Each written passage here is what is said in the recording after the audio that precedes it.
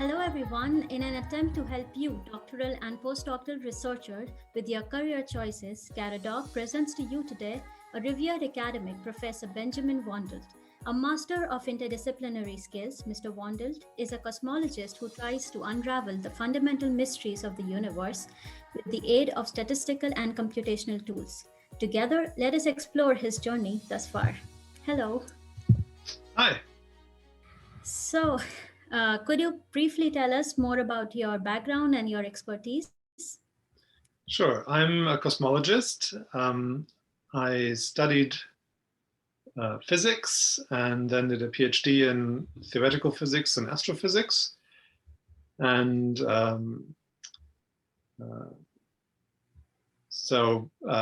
since then, my research has taken a number of different paths. But I think the most general way of describing it would be to say that I try to find ways to use astronomical observations to constrain fundamental physics, find answers to fundamental physics questions, like how did the universe begin? What is the content of the universe? What is dark matter? What is dark energy? How did structure appear in the universe? Those kinds of questions. So, the truly philosophical ones.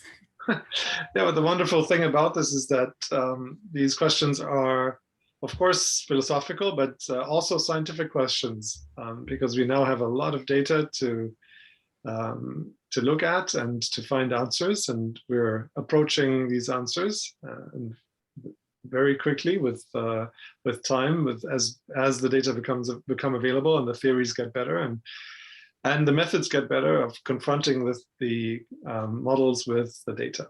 And so that's also one aspect that I'm particularly interested in, is the statistical techniques and machine learning techniques to confront models with data, and also computational techniques and mathematical methods for working out the theories at the required level of precision to be at the same level, at the adequate level of precision. As the data gets better and better, you have to refine the theoretical predictions. And there are a lot of computational challenges when it comes to simulating universes and modeling the universe in detail, both on the small scale structure and the large scale. So, what exactly led to your interest in this area of research? I became interested in science at a very early age. I had a much older brother, actually, who was going to school, and I was a very young boy, but started reading at an early age. And so when my 12-year-old brother started having chemistry lessons, he left some books lying around, and I looked and I deciphered the word chemistry on the cover, and I asked my brother, "So what is chemistry, and how do you explain that to a to a 3-year-old boy or something like that?" And he said, "Well, chemistry is how you make explosions." And so that was, at that point, I was hooked. And so my first love was chemistry, and I was trying to learn as much about that as I could. Eventually discovered that there's other interesting stuff to chemistry, not just how to blow stuff up. My parents were very, very careful. They never got me a chemistry set until I was much older. So even though I really wanted one, but and that's maybe how I became a theorist, because I was reading these chemistry books and I was trying to imagine everything and trying to understand how everything would work if I had that chemistry set that I didn't get.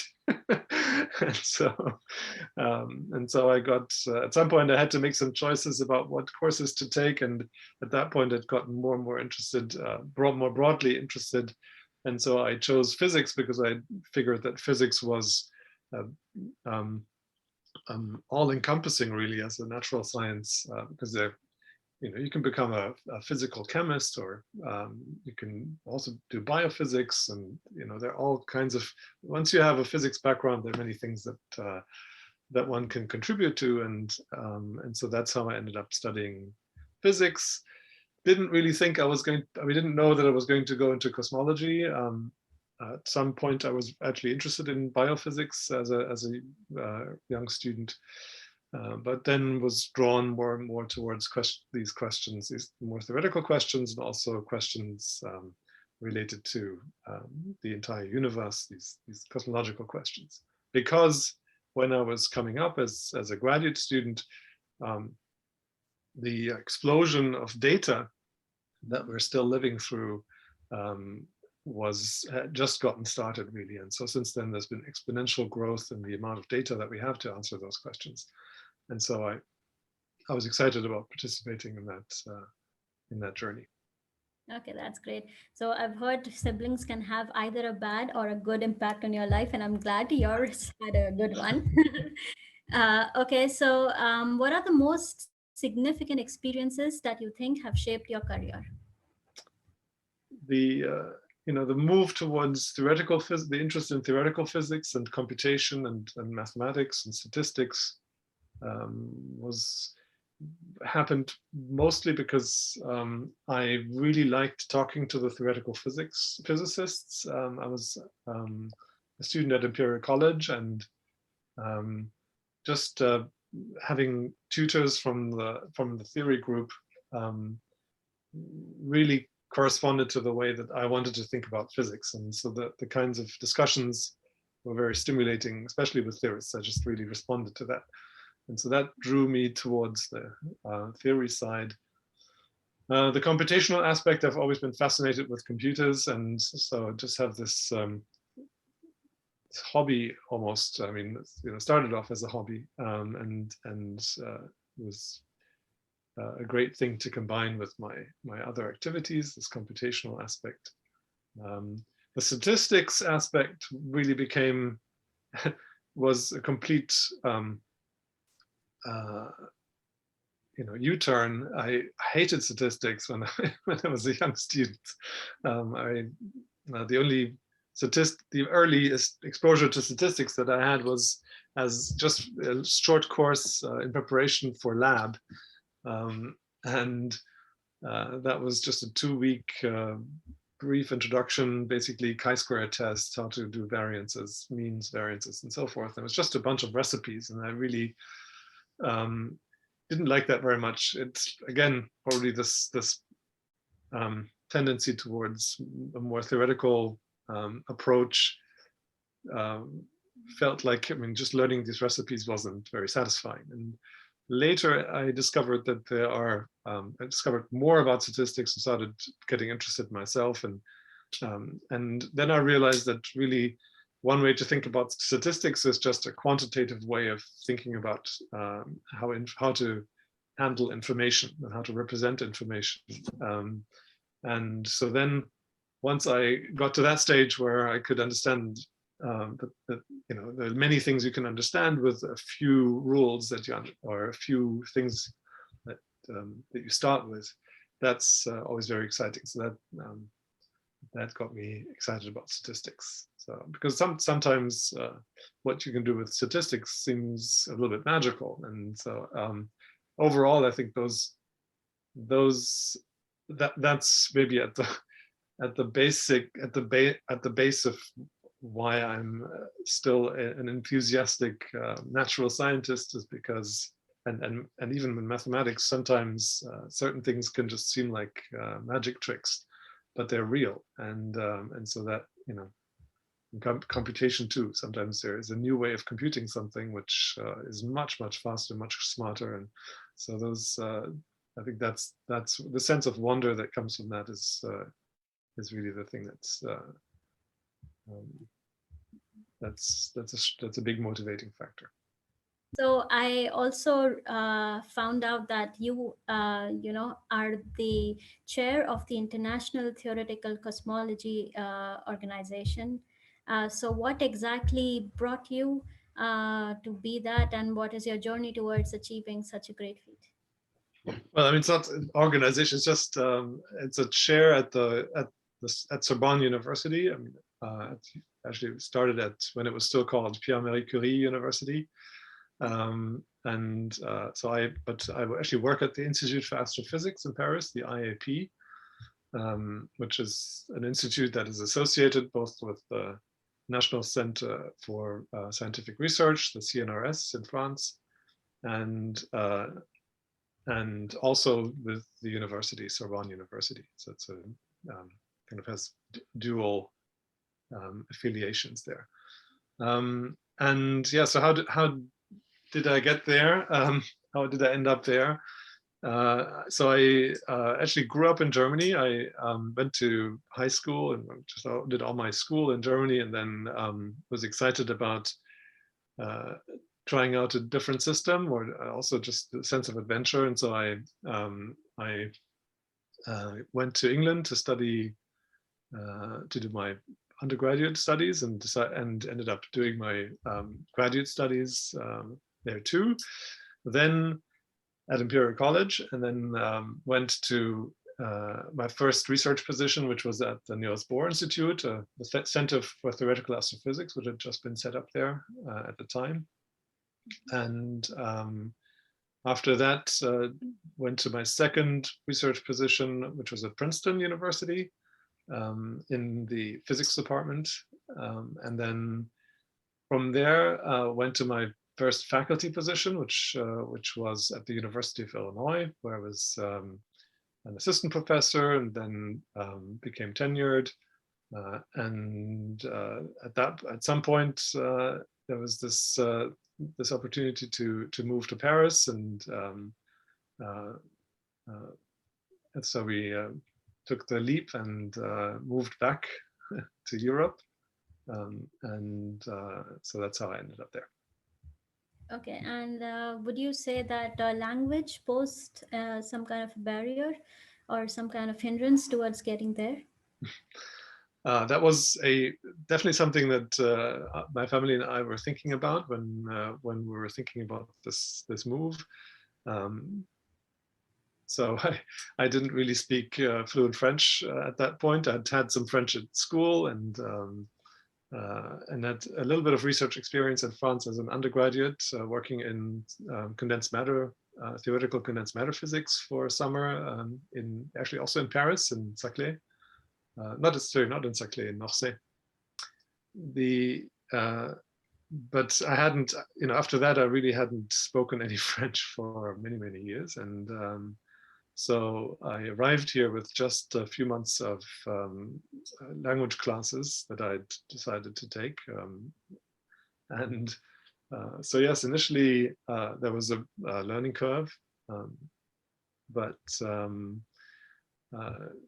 after, I think the CNRS offered me, I think it was 10 hours of French language courses, and considered that was sufficient. It was not. And so then for a while we were lucky to find someone who helped us, came to our house and did courses with us for a few months. And so after that, it just was sort of by osmosis. I tried to, that my French improved. I have to say that at the Institute for Astrophysics, it's a very international outlooking institute. And so a lot of the events involve people that are not originally Francophone, either speakers or, a lot of the students and postdocs there are not necessarily from France, and also the faculty, the research staff. And so a lot of the scientific interactions there are in English. So that made it a lot easier. Okay, so we've talked a lot about astrophysics and cosmology. I think that we should describe for the viewers what exactly is, in the easiest way possible, what is astrophysics and cosmology. So could you do that?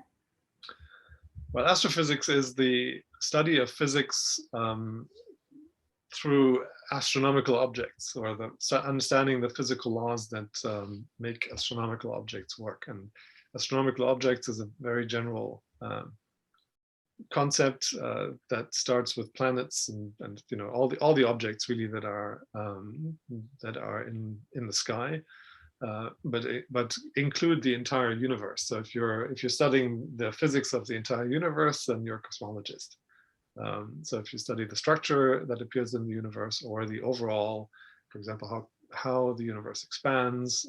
So these are the average or background properties of the universe, and then also the fluctuations of denser regions, underdense regions, how things move around, how structure forms, how galaxies form. So that piecing together that history of how we ended up here and how everything around us ended up here, using physics, that's really what cosmology is. Mhm. And you have also discussed about using a lot of statistics. And I guess cosmostatistics is quite a new field. I mean, not relatively new field. So, what is the important use of statistics in cosmology? Yeah, that's maybe not obvious one if you haven't thought about it yet.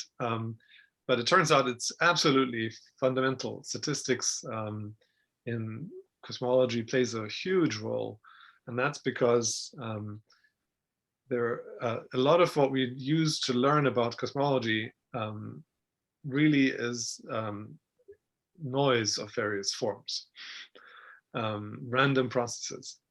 So if you think about the distribution of galaxies in the universe, for example, the large scale distribution of galaxies, you think about making a point, you just look at where the galaxies are. That you can think of as a point process, for example, that you can describe in terms of things like, okay, what's the average number, but also if I have a galaxy at one point and then, what's the excess probability of having another galaxy that is a distance r away over the average. So if galaxies clump together, then there's an excess probability of having another galaxy nearby. And then once you go far enough away, then that asymptotes to the mean, like then there's no more excess. But that's basically one way of characterizing one aspect of the clustering. So you start talking about probabilities, and then ultimately, if you're looking at the very early universe, our best models, essentially all of the models of the beginning of the universe, involve really truly random fluctuations that created the first seeds of structure in the universe. Right? If the universe were completely homogeneous and isotropic to start with, then we wouldn't have galaxies now and all the structure that we see when we look into the cosmos. And so something had to lay down these initial fluctuations, and all the models that we currently have really are fundamentally random. And so there's some source of randomness, and typically it's actually even quantum fluctuations that produce these initial perturbations. So, and I don't know, as you probably know, with quantum fluctuations are really truly random. There is, if you do a quantum measurement, there is no way you can predict which result you will get, but you can predict the probabilities of something happening very accurately. And so the same is true for these initial quantum fluctuations. You can't predict exactly what the pattern will be, but there are certain statistical properties of the pattern that are related to the underlying physics. And so measuring those statistical properties and understanding them from the observations that we have today is a big part of what cosmologists do. Mhm. So, yes, after hearing you, I'm sure people realize that statistics is absolutely paramount to understand cosmology. But somehow, even the bankers always want searching for statisticians. So, what is the reason behind that?